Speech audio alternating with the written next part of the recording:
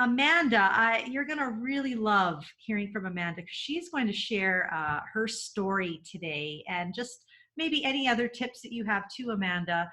I have known Amanda. We've been friends actually since we were young, like young, and our dads were friends. And so Amanda's very precious to me. And she is a personal trainer and health coach here in Calgary. She is our health coach for the Brave Parent Institute. And she has such a real passion to help people. And, you know, you're going to hear a little bit about her story here about being overweight as a teen and experiencing physical, emotional, and verbal abuse from peers because of what she looked like on the outside. And you'd never guess looking at her. She's an absolute bombshell. You know, you look at her and go, that girl's got it going on. She's got it all together. And you just never know someone's story. But I love how she's turning her experiences to help other people. And you know, just leading off of what Kathy said about, you know, our own belief systems and how they really do form us. And Amanda, her story, that belief system, she has really done the hard work of working through that and probably is still in process because we all are. But Amanda, why don't you share your heart with us today? Sure, I'd love to. Well, thank you so much, Connie. It really is an honor to be able to share. And yeah, I think I'll just kind of start from the beginning. I guess as far back I can remember, about 5 years old, kindergarten age, starting school. I was always one of the bigger girls, not necessarily even weight-wise, but even height-wise. I was always standing high above all my other peers, both male and female. So it drew attention to me in not always the right ways, just because of my size. And yeah, I just basically in school, I became bullied on a daily basis because of my size, and which just led into all sorts of emotional eating. And it was this vicious cycle of, you know, getting teased all day long and then coming home and eating all those painful feelings away. And funny enough, my mother worked for Weight Watchers, which was so ironic. But I mean, I grew up in a home that, you know, my mom modeled healthy living and, you know, was a Weight Watchers coach. And yet, you know, you talk about shame. As her own daughter, I felt very early on those feelings of shame of, here's my mom, you know, this is what she does for a living, and she's got this daughter who's, you know, very overweight and unhealthy. So even just listening to Kathy speak, just some of those shame seeds that were planted even at a young age, that carried on with me. But yeah, that was my story. Every day of my life, I went to school, I was bullied. I'm so thankful that social media did not exist back then, because at least when I came home, I was kind of safe. You know, I had a very supportive family, obviously, that loved me very well, but I could go home and just escape those bullying, you know, the verbiage and all that kind of stuff. Whereas nowadays, I think of kids who have to deal with that 24/7. You know, they get it at school, they get it on Facebook or Instagram or Snapchat. Like, it's heartbreaking. I even look at my own kids and want to protect them from all that, because it's just like there's no escape. So yeah, basically that was kind of my journey daily, you know, getting bullied and just really feeling very poorly about who I was. I was not happy with who I was. I felt like I was a mistake, and just dealing with all those feelings of a young kid. It was tough. It was really tough. And my mom, you know, God bless her, she was there with me through thick and thin and supported me. But I did isolate myself. I didn't really talk to anyone about it. I hurt all alone.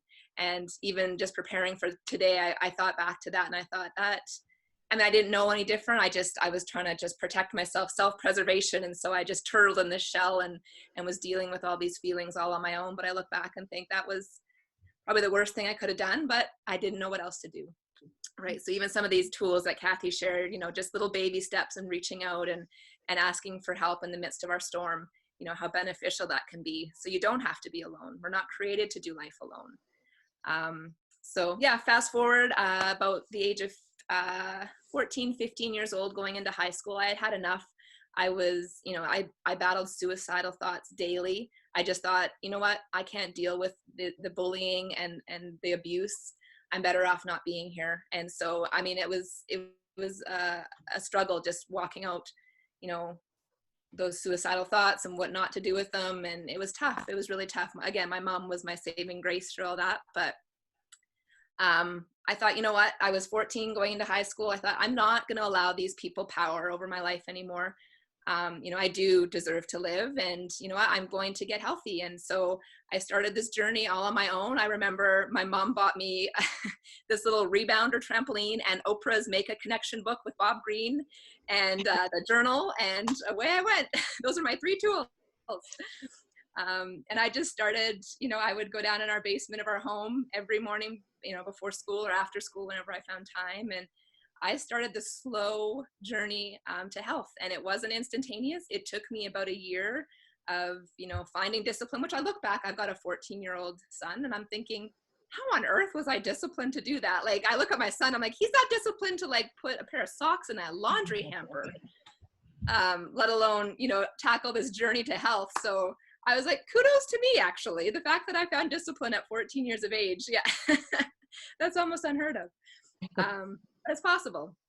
I'm living proof. So yeah, you know what? Health is a journey, right? And it took me many years. And even since then, I've had a few of these. I've been pregnant where I put on 75 pounds with a kid, being pregnant. So I've had many journeys of health struggles throughout the years. But yeah, I lost about 90 pounds as a teenager and entered into high school, a whole new person. And you know what, that was only half the battle, because I realized when I got there, okay, physically I'm good. Like, I felt good, I was healthy, I looked good, but I was so angry inside, because now all of a sudden I went from having peers who, mistreated me and abused me on a daily basis to all of a sudden all these people giving me attention and inviting me to parties and wanting to hang out. And I was like, how dare you? I am the same person. Yes, physically I looked different, but inside I'm like, so you couldn't love me for who I was, 90 pounds overweight, but now all of a sudden you like me. So that again started a whole new journey of just self-love and self-care, and forgiveness obviously was a huge part of it too. So yeah, that's kind of what has brought me to where I'm at today, just wanting to be able to help people, first of all, discover what it looks like to love yourself for who you are and care for yourself. And like some of the things Kathy was sharing, right? Like, and you, Connie, like we are worth it. And so many little taglines I put on my posts whenever I'm posting on Instagram is you are worth it, because that is wholeheartedly what I believe for all of us. Even if you don't believe it for yourself, I want to believe it for you, because you are. And so, what does it look like now? I love to be able to help people discover some healthy habits, absolutely. But more so, I love to be able to help people fall in love with themselves and take care of themselves enough and value themselves enough to make those daily investments, because it really is a daily thing for sure. So yeah, there's my nutshell. That's amazing, Amanda. You both have just made me cry today.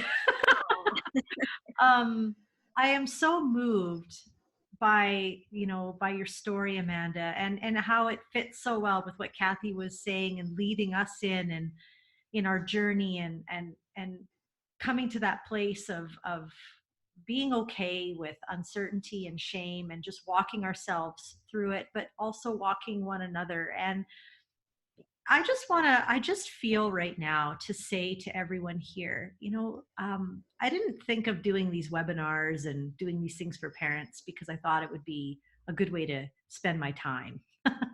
I'm doing this because of stories like Amanda's, and for the work that someone like Kathy does, for the work that Shelley, our clinical counselor, does. Your story really does matter. Your story is so important. And one of the things that we don't realize is that we disassociate parenting with ourselves. I want parenting tips. And I'm going to be really, really frank. I'm very tired of parents saying, give me tips and tools that gets the results that I want. I want a new kid by Friday. I want a new husband or a new wife by Sunday. And I want to look like a rock star while doing it. And I just think that the reason why we are in a mental health crisis even before the pandemic is because of that mentality. We have forgotten what it's like to be human, and we've forgotten that people's stories, when you were listening to Amanda tell her story, I mean, did your heart not burn inside of you, relating it to your own journey? Maybe your journey isn't weight, but we all know what that feels like, to not feel worth it. And the things that Kathy was talking about, we know how that feels, and we don't realize how much that relates into our home and into our atmospheres, and the things that we intended to be as parents. We find ourselves not there because our focus is a little distorted, it's a little bit off. And so I just, really, I really just want to create a safe place for parents. I wish 4 years ago that I would have had a safe place, sorry, wow, emotional. What is going on? I really, really wish that there would have been someone to take my hand and walk me through. I loved what Amanda said too. Like, when you don't believe it, I will believe it for you. And I just want to say that to every parent watching, when you don't believe it, we want to believe it with you. We want to believe it for you. We want to walk with you. We like Kathy said, we bring shame out when we put the light on it. And I didn't really know who to share my deep struggles with. I knew to share with a counselor about our mental health issues that we were facing in our family, but I didn't know who to talk to about the deep things of my soul, because it's just not great grocery store lineup conversation. And right now, who's even talking in the grocery store? Everyone's looking at you like, stay away from me. Keep your distance, and I just, right now, no family left behind. It just keeps going through my mind, no family left behind, no parent left, leaving by themselves in the dark, in their corner, wondering how to really handle this. And so, if you're struggling on your own, I mean, these free webinars will stay. I'm going to keep them here for a while. But I also want to let you know that something that's been in my heart for years, actually, has been to create a place where it would be like a community, a place of support, a place where you don't have to go finding resources. When we were in crisis, and even when we're not in crisis, trying to find resources is ridiculous. Everybody says, oh, there's so much out there, but I was like, where? Tell me where. And then there's even barriers and obstacles to actually accessing resources when you're really needing it. Sometimes the doors slam on your face. I had that happen so many times. And I often dreamed of a place where, people like Amanda, who care about physical health, but I hope you heard her heart, the inside health, the worthiness, restoring worthiness back to your heart. A place where people could be mentally cared for, a place where there could be all kinds of support. And so, it's funny how things work. I would have never expected to have that dream I had 4 years ago happen right now in a pandemic. Would have never expected, but there's never been a time that's been greater. And so we've started something called the Brave Parent Institute, and it has access to coaching, counseling, support, meal plans. What? Bring it on. Mental, physical health, and community. And if this is you, if you're needing this right now, that's my website. Just go there. It's under community.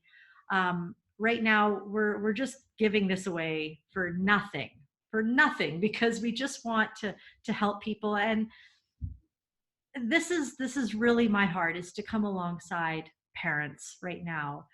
It is a monthly membership fee, but for all of that, it's $25 a month, which is less than a gym membership.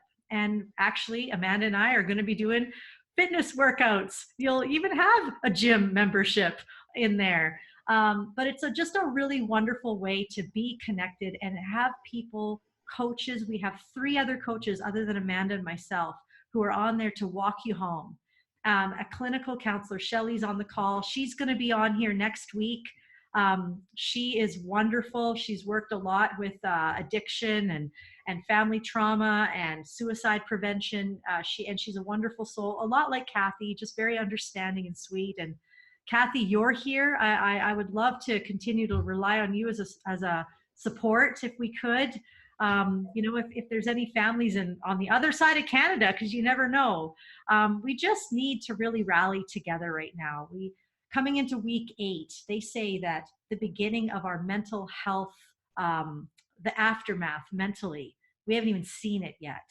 And so I'm rooting right now for, I'm creating the place where people can be gathered so that that doesn't happen to you. Because as much as people say that's going to happen, and I'm sure it will, you better believe that I'm doing everything I can to make sure that doesn't happen to you, because it doesn't have to happen. If we come together, this doesn't have to be the reality. If you've been around me long enough, you know that I'll always say that society's issues are only there because we've allowed them to be. So yeah, you want a mental health crisis after a pandemic that's even worse than the one we came in with? Well, by all means, carry on. But if you want to do something different and prevent and be a part of a movement that isn't that is going to do something about it, well, then I'm your girl, because I'm about doing stuff. Shelley says, I'm so excited to share with you tips, tools, and strategies in the Brave Parent Institute, be available to support you. And she's awesome. Next week, Agnes Chen, she's a registered nurse. She focuses on adverse childhood experiences. She's going to be here to walk through some of the process of what is adverse childhood experiences. And then Shelley is going to walk us home after with some tools on how to do that. I feel like it's actually just going to be a wonderful continuation after Kathy today. And so when you leave anytime today, let's close our eyes and do that brain spotting, because I feel like that was a really, really great tool today, Kathy. That was really, really good. I just want to thank you both for your time, and I want to thank everyone here in attendance. Thanks for coming, and I hope to see you next week. And that's it. That's all I have to say. Any closing thoughts, Kathy? We will get through this. We always do. I know sometimes it feels like we're not going to, and that's okay to have those feelings. But what we will. We'll all get through this. And I believe we're going to have a better world. Yeah. And how about you, Amanda? Any closing thoughts? Yeah, this has really been heavy on my heart the last couple of days, but I've had this picture in my mind of, you hear it on airplanes, which we haven't heard it in a long time, and we look forward to those days again. But the whole analogy of put your own oxygen mask on before helping someone else, right? And just this haunting picture of just parents and, moms and dads just crawling down these airplane aisles, trying to get all these masks on everyone. And here you are starving for oxygen. That's just really been heavy on my heart, that you don't feel guilty. There is a need for you to take care of yourself, right? And yes, we are naturally wired as parents to be caregivers, but how are you caring for yourself? And what Connie's doing and bringing all these amazing professionals on too is it's some oxygen for us as parents. And I'm just so grateful, Connie, that you're stepping out and doing this, and that I get to be a small part of it. So that's what I have to share. That's awesome. Well, I'm thrilled. Well, everyone, on that note, have a great week, and thanks for coming, everyone. Bye. Thanks, Take care. Kathy. Bye. Amanda.